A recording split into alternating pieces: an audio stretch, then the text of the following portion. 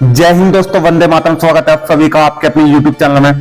दोस्तों आज बहुत सारे क्वेश्चंस बच्चों के हैं कि रिजल्ट एक तो नहीं आया है, रिजल्ट आपका कब आएगा, इतने क्वेश्चन गलत कैसे है, किस प्रकार से भर्ती बोर्ड ने इतने क्वेश्चन पेपर में गलत करे हैं और बच्चों को उनका खामियाजा भुगतना पड़ेगा, क्या क्या कारण रहे हैं, सारे कारण आज आपसे बताऊंगा मैं। सारे की सारी जो डेट के कितने क्वेश्चन कैंसिल हुए हैं, मल्टीपल राइट क्वेश्चन कितने हैं, ये आपको मैं पहले बता चुका हूं। कैसे आप लोग अपने क्वेश्चंस जितने सही है उनसे अधिक नंबर आपके बनेंगे, किस प्रकार से बनेंगे वो आपको मैं बताऊंगा निकाल के।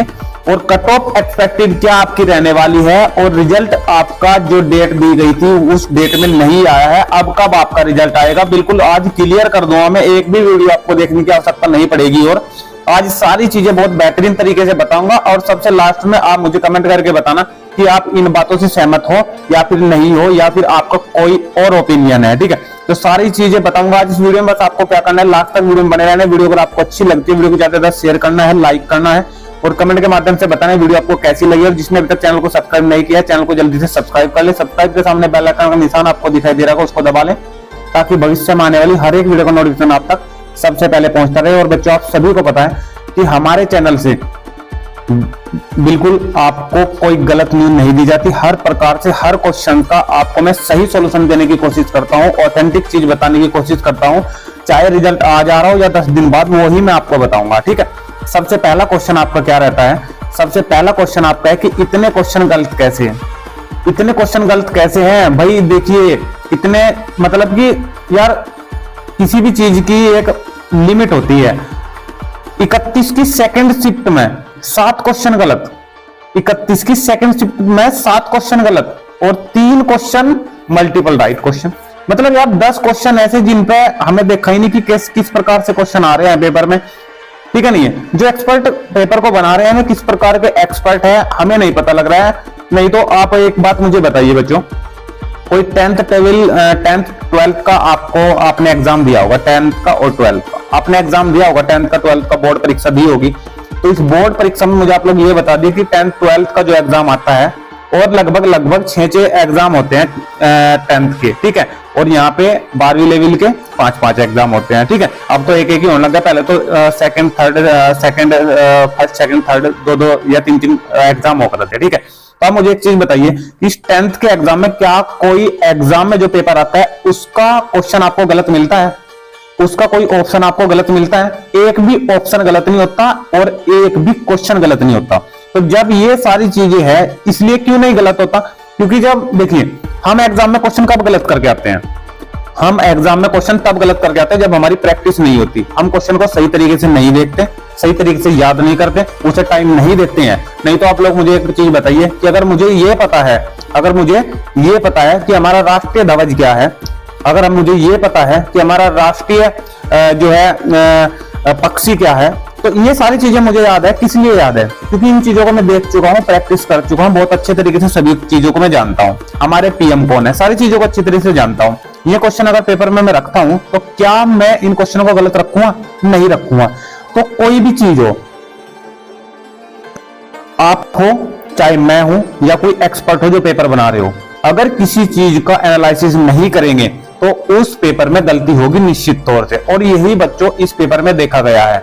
कोई एनालिसिस नहीं, कोई किसी प्रकार का देखा नहीं गया कि एग्जाम किस प्रकार का आ रहा है, तो इसलिए ही इतने क्वेश्चन गलत होते हैं। नहीं तो एक भी क्वेश्चन गलत होने की कोई उम्मीद नहीं होती है कि हाँ क्वेश्चन पेपर में गलत हो जाए, ठीक। पहली बात तो ये रही मेरी। अगर आप लोग इस बात से सहमत हो तो यस लिखो कमेंट में और लिखो कि हाँ सर बिल्कुल यही बात है। जिस चीज की हम प्रैक्टिस नहीं करेंगे उसमें गलती होगी, निश्चित तौर से गलती होगी। उसे बार बार नहीं देखेंगे, रिवीजन उसका नहीं करेंगे, उसे ये एनालिसिस नहीं करेंगे कि इसमें 48 लाख बच्चे बैठने वाले हैं एग्जाम में, ठीक है। नहीं है तो एक तो ये चीज हो गई। जब कोई पेपर को बना के एक बार नहीं देखता है तो ये चीजें होंगी। रिजल्ट आपका कब आएगा सबसे लास्ट में बताऊंगा, बस लास्ट तक आपको वीडियो बनाना है। रिजल्ट आपका कब आएगा, क्योंकि उससे पहले एक्सपेक्टेड कट ऑफ भी मैं आपको बताऊंगा, मेल की भी और फीमेल की भी।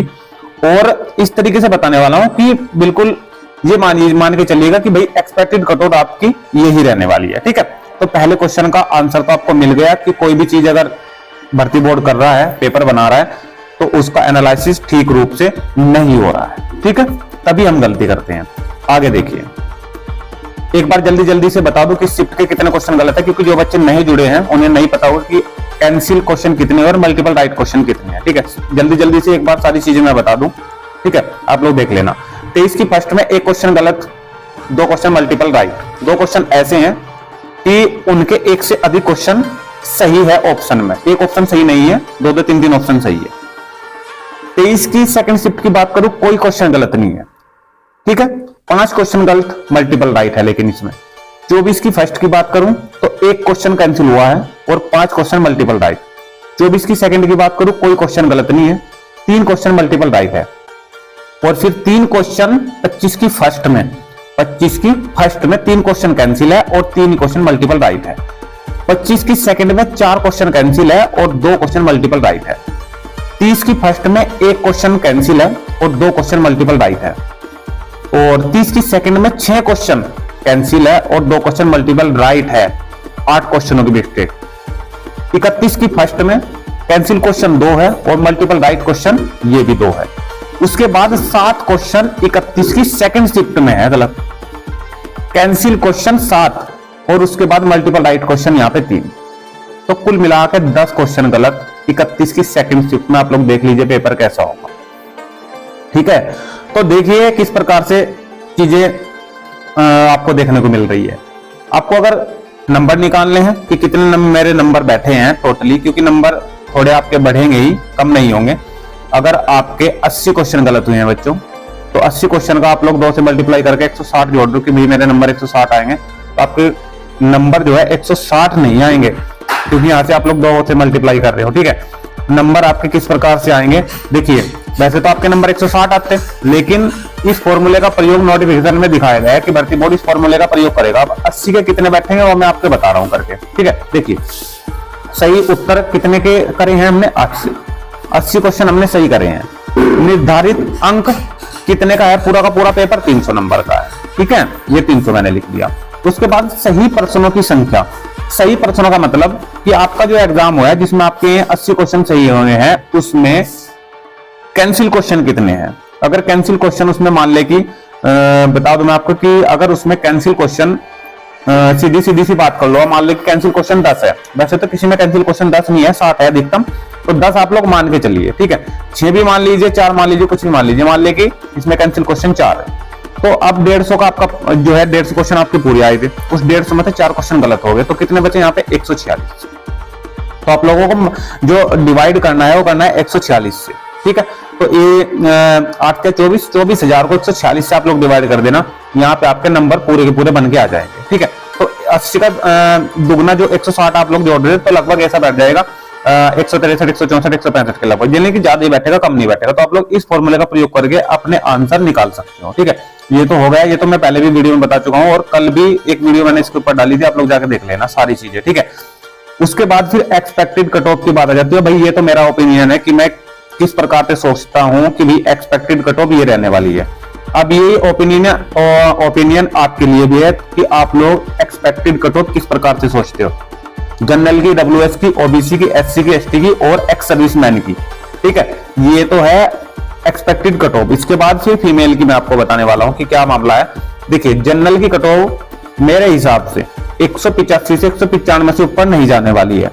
ठीक है, क्योंकि पेपर जो देता है उसी को पता है कि पेपर हार्ड आया या टफ आया है। ठीक है, बाहर वाले तो सब कह देते हैं कि भाई पेपर आसान था, इतने नंबर आ जाते हैं, 220 आ जाते हैं, 240 आ जाते हैं। ठीक है, एक नंबर अगर ऊपर बढ़ती है ना मेरिट, तो भाई एक नंबर अगर ऊपर बढ़ेगी तो 100 बच्चे बढ़ेंगे, लेकिन अगर एक नंबर डाउन होगी तो ये 1000 हो जाएंगे। तो डाउन पे बच्चे, जब मेरिट डाउन होगी तो बच्चे ज्यादा होंगे और जब मेरिट बढ़ेगी तो बच्चे कम सिलेक्ट होते हैं। ठीक है, तो अब इसमें जनरल की कट ऑफ मैंने आपको बताई कि जनरल की कट ऑफ 185 से 195 रहने वाली है। ठीक है, ईडब्ल्यूएस की 180 से 185, ओबीसी की 175 से 180, एससी कैंडिडेट की 155 से 160, एसटी कैंडिडेट की 125 से 130 और एक्स सर्विसमैन के बारे में बच्चों कमेंट आ रहे थे, तो एक्स सर्विसमैन की भी मैं आपको बता दूं कि 25 से 75 से 80, ये ओबीसी की मैं आपको बता रहा हूं। 75 से 80 क्वेश्चन अगर आपके सही है तो एक्स सर्विसमैन बिल्कुल रनिंग की तैयारी बहुत अच्छे तरीके से कर सकते हैं, आपका नंबर आ जाएगा।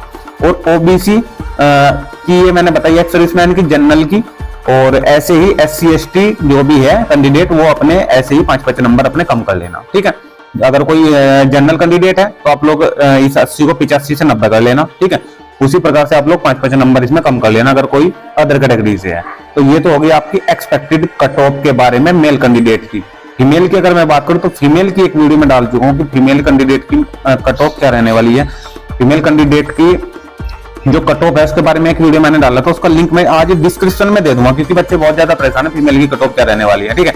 तो बिल्कुल भी परेशान ना हो फीमेल कैंडिडेट, मैं आज इस वीडियो के डिस्क्रिप्शन में और वीडियो के सबसे लास्ट में भी आपको लिंक मिलेगा फीमेल कट ऑफ का, वो मैं बहुत अच्छी तरीके से आज बिल्कुल ध्यान में रख के डाल दूंगा, ठीक है। तो ये तो मेरी कट ऑफ है जो मैं आपको आंकड़े से बता रहा हूं कि ये कट ऑफ आपकी रहने वाली है। आप मुझे कमेंट करके बताइएगा कि क्या मैंने ये आपके लिए कट ऑफ जो रखी है क्या ये सही है या फिर आपका ओपिनियन क्या है, ठीक है। उसके बाद आपके रिजल्ट की बात आती है। सबसे बाद की जो बात है वो है आपके रिजल्ट की, भाई रिजल्ट आपका कब तक आने वाला है। ये दोनों कटिंग मैं आपको दिखा चुका था, और मैं नहीं दिखा चुका था, सारे यूट्यूबर यही कटिंग दिखा रहे थे, ठीक है, कि 30 तारीख को आपका रिजल्ट आ जाएगा। और फिर ये एक न्यूज हो रही थी निकल के कि इसमें तो बिल्कुल कह दिया गया था कि रिजल्ट बिल्कुल जारी होने वाला है और 30 अक्टूबर की शाम तक आपका रिजल्ट आ जाएगा, ठीक है। उसके बाद फिर फिजिकल के एडमिट कार्ड भी इसमें तो दिखाए गए थे, ठीक है। ये न्यूज जनसत्ता की है, ठीक है। तो इस प्रकार से आप लोग जो है सारी चीजों को देख रहे हो इनको, लेकिन आपका रिजल्ट आपके सामने नहीं आ रहा है। तो मैं दो चीजें आपको कहना चाहूंगा, बिल्कुल भी आपको डाउट में नहीं रहने दूंगा।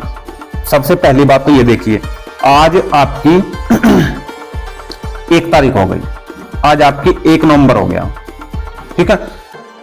दीपावली आपकी चली गई है, 1 नवंबर आज डेट हो चुकी है, लेकिन रिजल्ट का कुछ अता पता नहीं है, ठीक है। सबसे पहली बात तो किसी को कुछ भी नहीं पता कि रिजल्ट आपका कब आएगा। ये जो न्यूज आपके सामने मैं दिखा रहा हूं कि 25 से 30 के बीच में रिजल्ट आने की बात कही गई थी, ये भी तो मीडिया के माध्यम से ही बताई गई थी, ठीक है। नहीं है जो मीडिया ने बताया और हमें या किसी भी यूट्यूबर को पता चला तो आपको न्यूज को दिखा दी, ठीक है।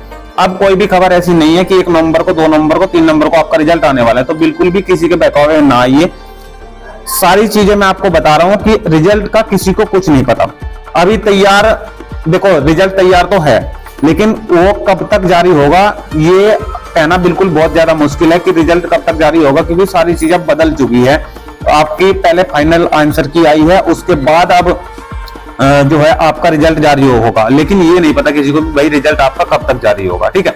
लेकिन हाँ ये जरूर लग रहा है कि भाई जो है जल्द ही जारी होगा। तो इसलिए मैं आपको कहना चाहूंगा कि रनिंग की तैयारी करते रहे, रिजल्ट के चक्कर में ज्यादा ना पड़े। रिजल्ट तो आपका आने वाला है 5 से 10 दिन में, जिसके नंबर अच्छे आ रहे हैं तो रनिंग की तैयारी कीजिए, रिजल्ट की टेंशन ना लीजिए। रिजल्ट की टेंशन है जो है भर्ती बोर्ड की, आपका काम है बस अब रनिंग की तैयारी करना। तो रनिंग की तैयारी बहुत अच्छे तरीके से कीजिए, सारी चीजें क्लियर हो जाएगी अपने आप में, ठीक है।